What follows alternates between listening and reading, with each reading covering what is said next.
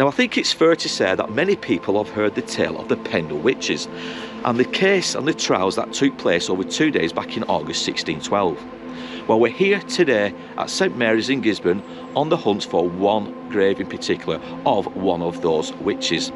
And that witch's name, or that person's name, is Jennet Preston.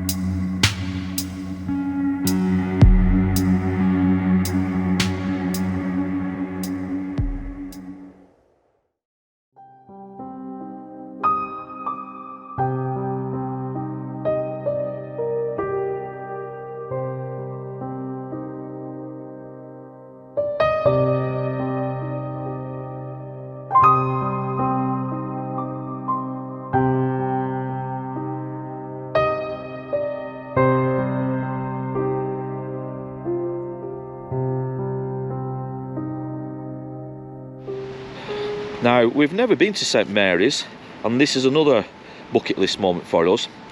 And as you'll see as we do the walk along and the walk through of the graveyard, you'll see a lot of old headstones.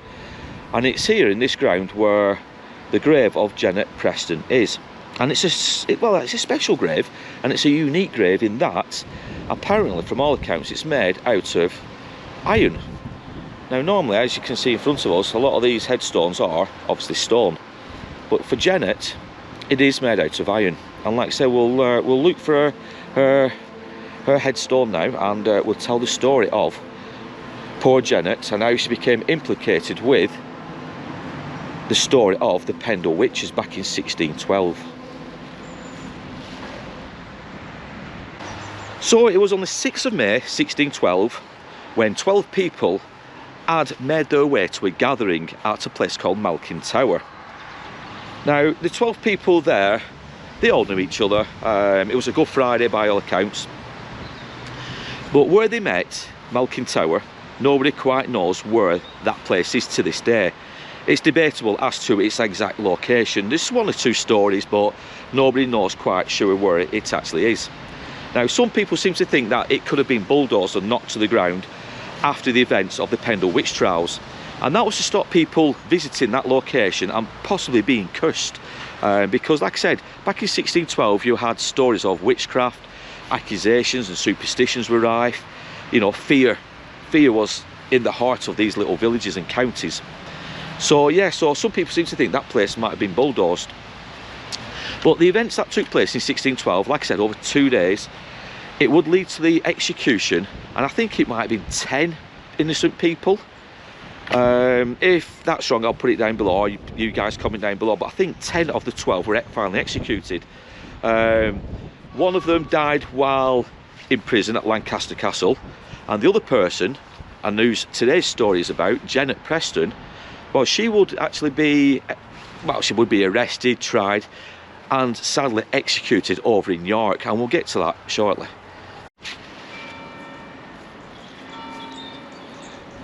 Now, look at this amazing final resting place. Some obviously headstone and grave buried with all the ivy. You've got the iron fencing around it. But like Vicky's just said, this will be very difficult to find out who is interred here, unless obviously you have the parish registers. But yeah, never seen anything like this before, have we? No, but they definitely have money, because those wouldn't have been cheap gates. No, exactly. Wouldn't have been a cheap funeral.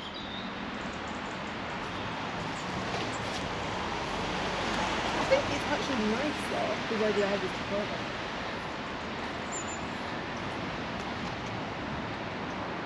Now, it was a chap called Robert Nowell, or Nowell, he was a magistrate, he was a law enforcer, or a lawman if you will. And he got wind of this meeting taking place on Good Friday, like I said, at Malkin Tower. And he instantly organised for the determined the arrest of all those people involved at this meeting. Because like I said, witchcraft, You know, like I said, the superstitions and the accusations, they were absolutely rife in these neck of the woods. So he rounded them all up. He managed to get all 12 people arrested, and like I said, 10 of them would be tried at Lancaster Castle, one over in York, and they would ultimately be found guilty of witchcraft, all based on the evidence. I think it was by a guy called John Device. Now, it was his evidence, and it was his, what's the word I'm looking for? It was his information that would sadly lead to the deaths, well, for what I think were 10 innocent people. Now, as for Jennet Preston, she was a housemaid of a chap called Thomas Lister. And 4 years prior to the events of April 1612, so in 1608, she worked for another chap called Thomas Lister Senior, and she became his housemaid. Now, from all accounts, they might have had a thing. Thomas Lister and I think Jennet may have had some kind of intimate relationship. But he sadly passed away in 1608, and the house and the farmland would be passed over to his son, who was also called Thomas Lister, so we'll call him Thomas Lister Jr. Now, it's unknown, but we think Thomas Lister Jr. held a grudge with Jennet Preston. So obviously, when the events of Malkin Tower and the Good Friday meeting took place, this was Thomas Lister Jr.'s chance to finally get back at Jennet Preston.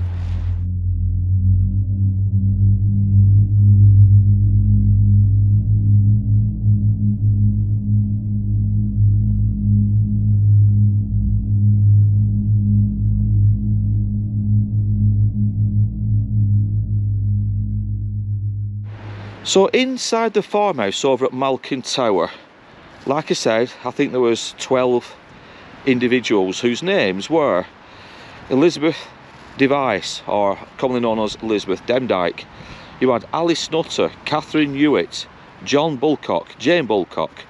You had Alice Gray, Jeanette Hargreaves, Elizabeth Hargreaves, Christopher Howgate, Christopher Hargreaves. You had Grace Hay, you had Anne Crunkenshire, Elizabeth Howgate, and finally you had Jennet Preston. And it was those 12 people, like I said, they all knew each other.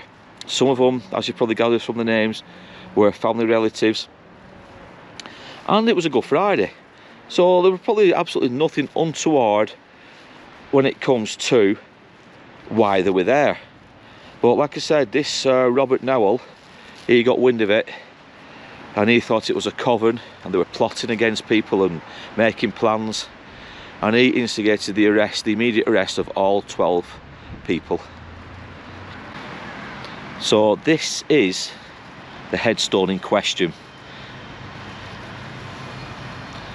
and you'll see straight away that apart from some kind of, well, it's not an engraving, but there's a marker on the actual headstone, but there's no name, there's no initials, there's absolutely nothing which says this is the final resting place of Jennet Preston.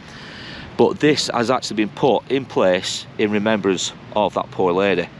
And as we get closer to it, you will see there's some kind of, it's emboldened, is that the word, emboldened? But it's a relief of, it looks like a lady crouched over a rock, maybe. It's very hard to see. But this is made out of iron, which is quite strange in a graveyard full of stone headstones. So it's unique. It's the first one we've come across whilst doing all these stories. But it is unknown whether or not Jennet Preston is indeed interred where I'm now standing, just in this spot. It seems highly improbable, because if she was classed as a witch and she was executed over in York, why would a body be here on consecrated ground? So that's up for debate. But this, like I said, it's a unique headstone, and it's quite sombre just actually being here looking at it. Nobody knows who put it here, when it was put here, or why it was put here.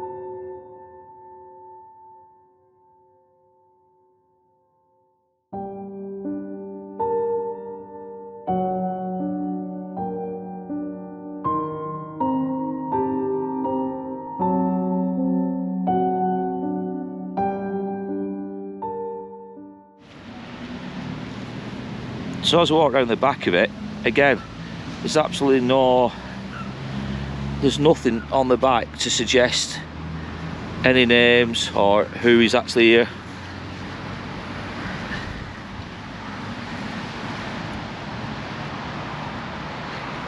But it is quite a unique headstone. I'm glad we've actually come here to pay our final respects to not young, she was quite elderly at the time, I think she was in her 40s, 50s, to Jennet Preston here at St Mary's in Gisburn. So after Robert Nowell had got wind, like I said, of this meeting at Malkin Tower, he organised for the arrest of all 12 people who had took place. They all went to Lancaster Castle apart from one. Now that one person was Jennet Preston, and she was sent to the York Assizes. Simply because Gisburn back in 1600s was part of the Yorkshire boundary. It wasn't then part of Lancashire. So she ended up going to York Assizes, where she will be sadly tried and found guilty. Now, not found guilty just of witchcraft and the meeting at the Coven or Malkin Tower, but Thomas Lister Jr. would imply that Jennet was behind his father's death 4 years before. Because on his father's deathbed, Thomas Lister Sr. shouted out Jennet Preston's name. And it was something like, you know, Preston lies heavy on my chest. And I'll put this down below what he actually said, which basically implied some kind of guilt to his death, or so they thought back in the time. Jennet was also asked to view the body of Thomas Lister Sr., and she actually touched his body from all accounts, and he bled. Now, it was thought that back in the day, back in the 1600s, that if the murderer touched the body of their victim, that body would actually bleed fresh blood. I mean, it's all hearsay, it's all obviously just stories, but she was actually accused of the death of Thomas Lister Sr. Now, it's quite extraordinary that when you think back now, 411 years ago, that things like this could actually be taken seriously, such as a dead body bleeding if you touch it, unless obviously it was caught. But even then again, it still seems highly improbable. But she was actually found guilty at the York Assizes of not only being a witch and attending this coven at Malkin Tower. Now, it was also at Malkin Tower where she was also accused of plotting to kill Thomas Lister Jr. Again, it's all hearsay. Now, she would sadly be found guilty of witchcraft and the death of Thomas Lister Sr. And she was hung in July 1612. And her so-called grave, we think, and a lot of people think, is here at St Mary's here in Gisburn. We're not sure. We don't know if this is a final resting place, but there is definitely a headstone of sorts to remember Jennet Preston. So as for Jennet Preston, she was actually tried and found guilty of witchcraft, and she was hung over in York, and I think it's the Knavesmire, and again I'll put it down below, where the York racecourse is today. And she was hung on the 29th of July 1612, I think it was a Wednesday. Now, all these people who back in the day obviously were accused of witchcraft, I think time has kind of shown that obviously they weren't witches in the sense of they could cause evil deeds on other people, if you will, you know, such as curses. I don't know, do people believe in that? I'm not too sure. But I think if anything, they were just elderly ladies. Some of them obviously were young, don't get me wrong, but I think generally they were just people who, they might have been bitter, they might have been cantankerous, they might have hated one another, but I don't think they had these special powers, you know, that could cause ill health and death towards people, you know, supernaturally. Now, we do know that Demdike and I think it was a Nuttall and a few of the other witches, the other famous names, I think they made herbs out of natural, you know, freely grown produce, if you will, herbs. They used to make medicines out of herbs, and they used to pass these over.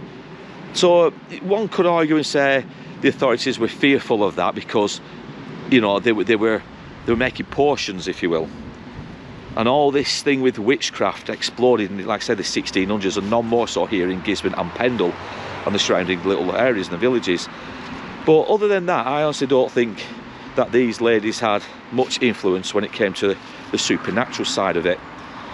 And it's a sad story, and again, I say it in a lot of videos, but I think it's one of these stories I need to get my teeth into, need to get my head down and research it a lot more, because there's loads of other tales of witchcraft and the like here in Pendle and Gisburn. There's another grave in, I think it's New Church Way, of, I think it's Nutter, one of the Nutters. We'll visit that shortly. But we wanted to come here today to St Mary's to pay our respects to Jennet Preston and to see her unique headstone. And I hope you guys have enjoyed the trip and the short story behind it.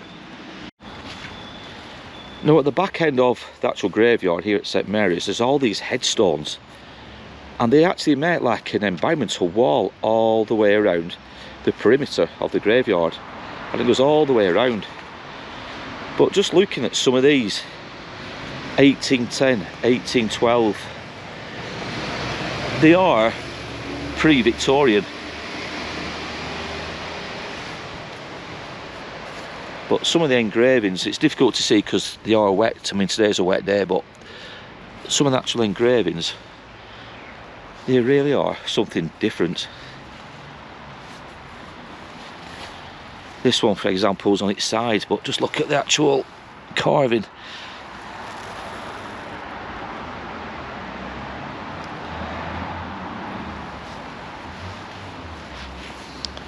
The legs just go on and on all the way around.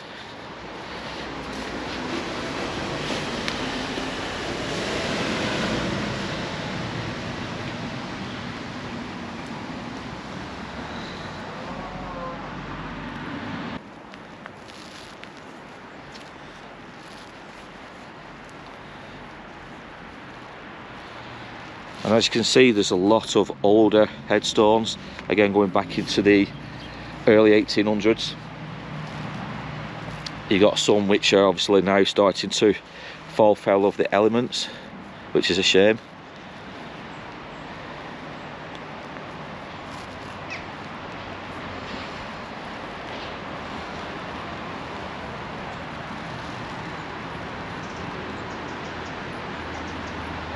But yeah, it's quite a unique place here at St Mary's, and if you ever get a chance to come to the northwest of England, and if you're interested in the Pendle Witches, the stories, come to St Mary's here in Gisburn. It's only a few more minutes down the road from Clitheroe and Whalley.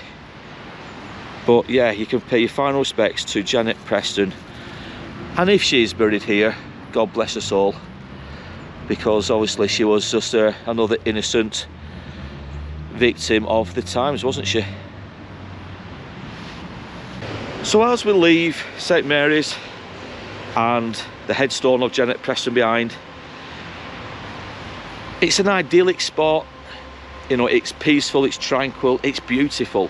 Gisburn itself is a beautiful little village, but the headstone, it does act as a lasting reminder of the distrust, you know, the superstitions and the accusations that once roamed these neck of the woods. You know, I mean, it was one of them, wasn't it, that especially if you was a female and you were accused of being a witch, your life was pretty much done and dusted there and then, wasn't it? Because it would have been so hard to disprove that you were indeed involved in black magic and, you know, the likes.